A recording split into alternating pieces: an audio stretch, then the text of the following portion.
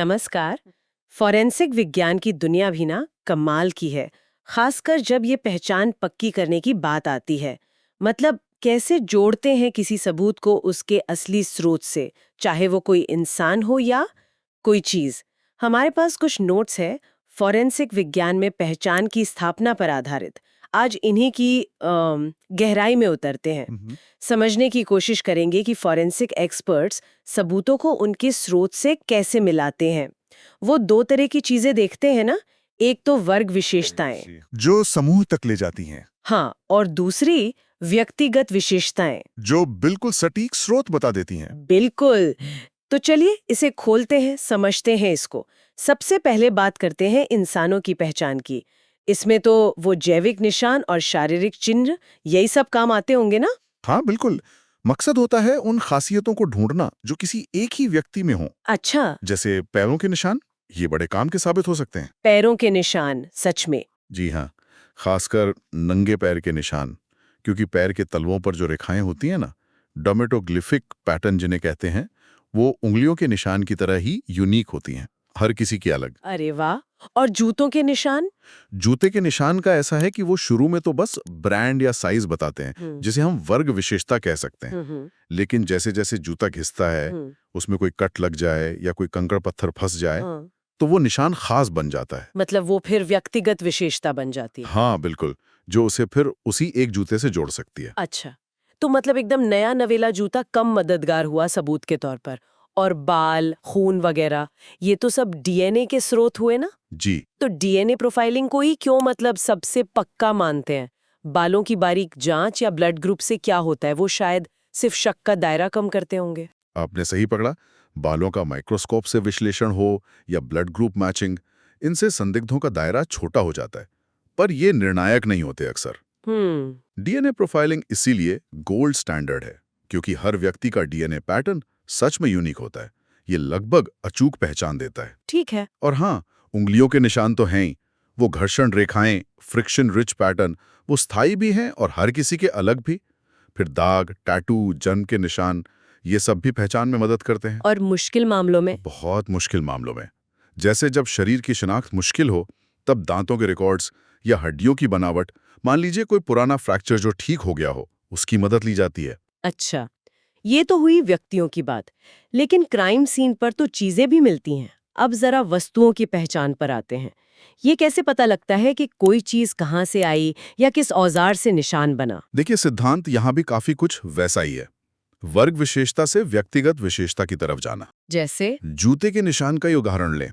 शुरू में trade pattern यानी डिजाइन, वो वर्ग विशेषता है, कई जूतों का एक जैसा हो सकता है। हाँ। पर इस्तेमाल के साथ जो उसमें खरोंचे आती हैं, घिसाव होता है, वो उसे व्यक्तिगत बना देता है, उस एक खाल जूते से जोड़ देता है। और औजारों के निशान का क्या? जैसे किसी ने दरवाजा तोड़ने की कोशिश की पेचकश से। हाँ, बिल्कुल।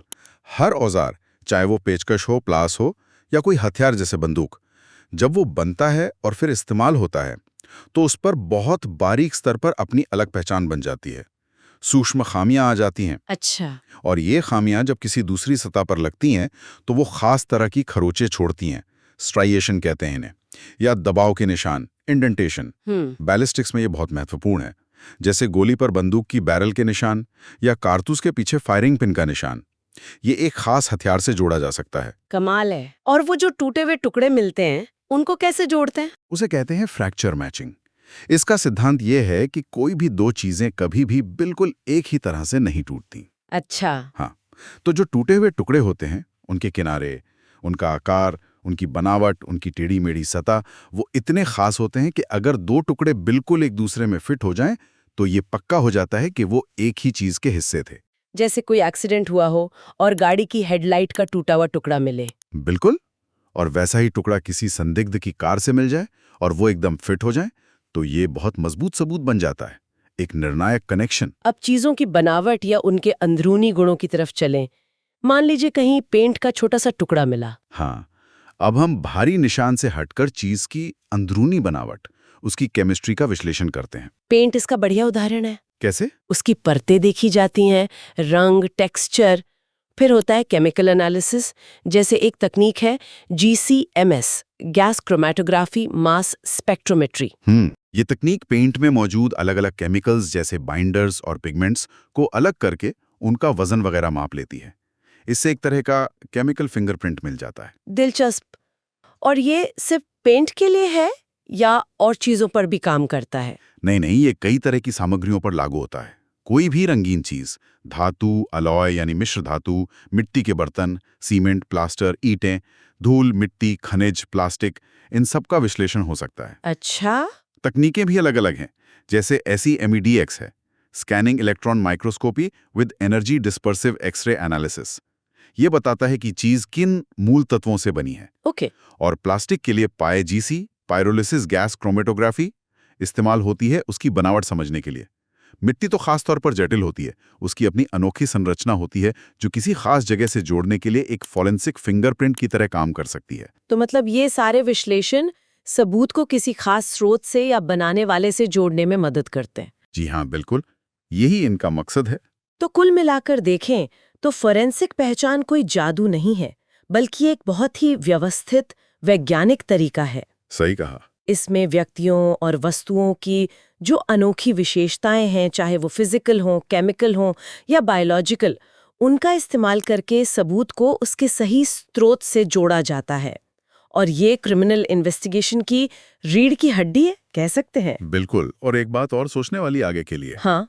जिस तरह आजकल टेक्नोलॉजी बढ़ रही है, डीप फेक बन रहे हैं, सिंथेटिक चीजें बन रही हैं, तो भविष्य में फॉरेंसिक पहचान के इन बुनियादी सिद्धांतों को शायद विकसित होना ताकि होगा। असली और नकली सबूत में फर्क कर सकें। हाँ, बिल्कुल।